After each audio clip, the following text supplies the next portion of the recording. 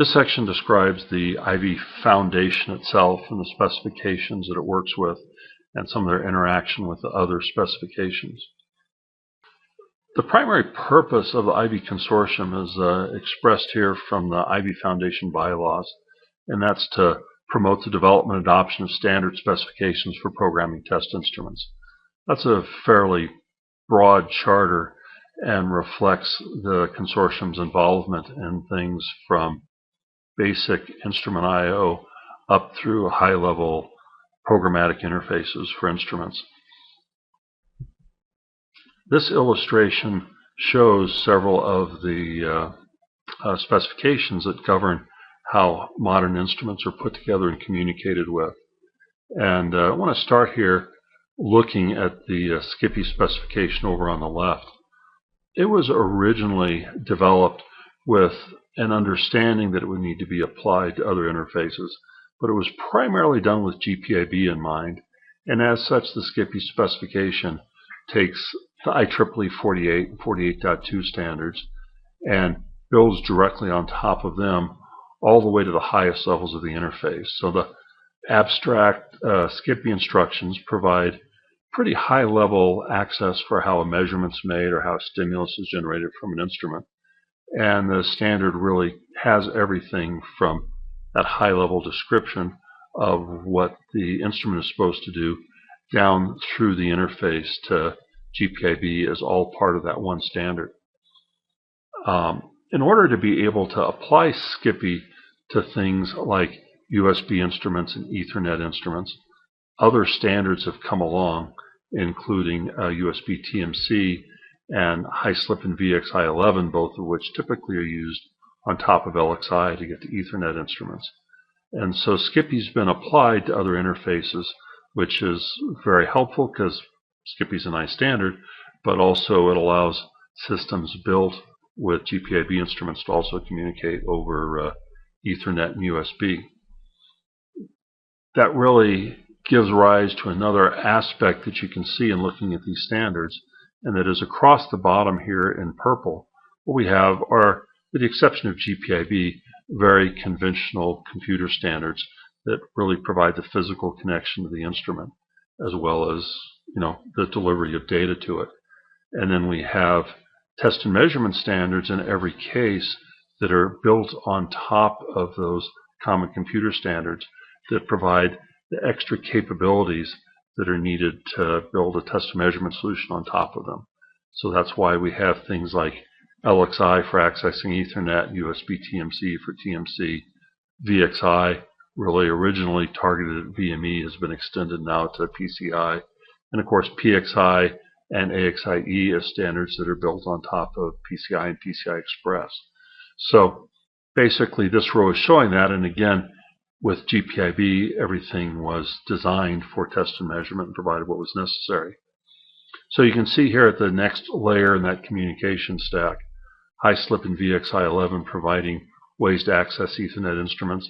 Most new instruments now are probably being built with high-slip, which provides higher performance, lower latency communication than VXI11 did, just because it's built on top of some more current Ethernet technologies than VXI11 was.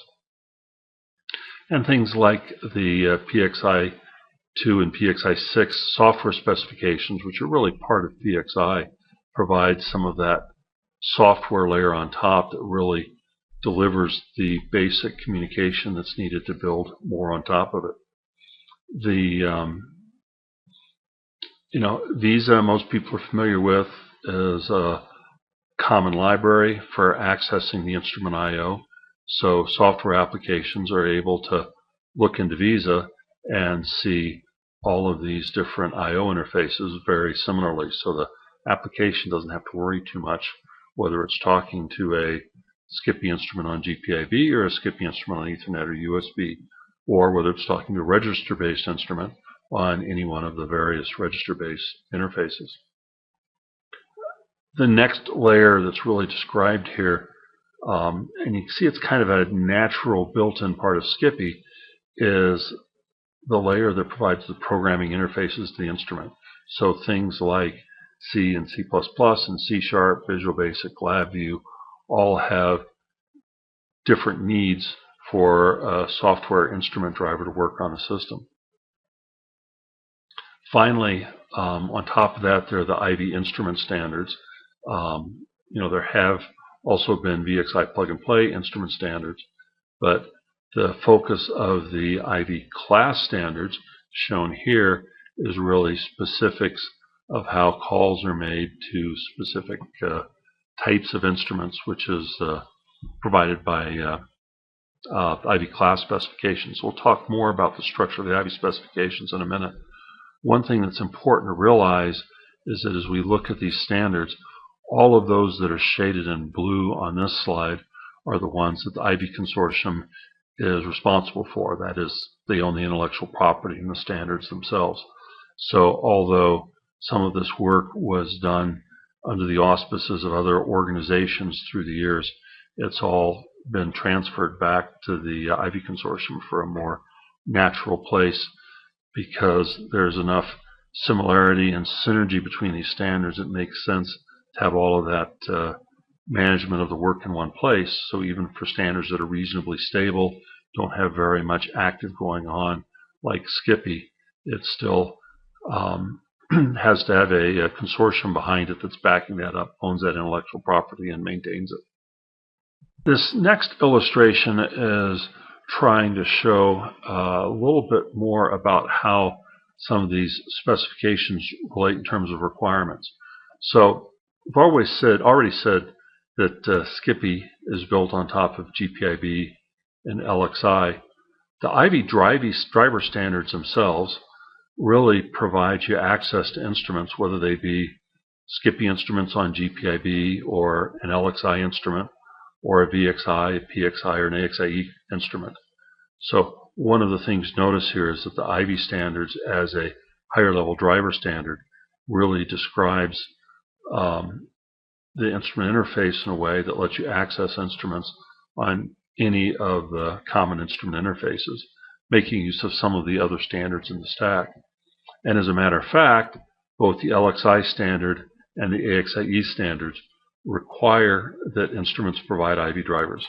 In the case of PXI and VXI, both of which standards preceded the existence of the IV Consortium, they require that drivers be provided, but VXI plug-and-play as an earlier generation of driver is also acceptable and appropriate for them. That covers the basic description of what the IV standards are and how they relate to one another. Thank you for your interest in this IV training video. There are several other videos available on the IV Foundation website, along with Getting Started guides and Getting Started videos. All are available at the URL here, http://www.ivfoundation.org/resources. Thank you.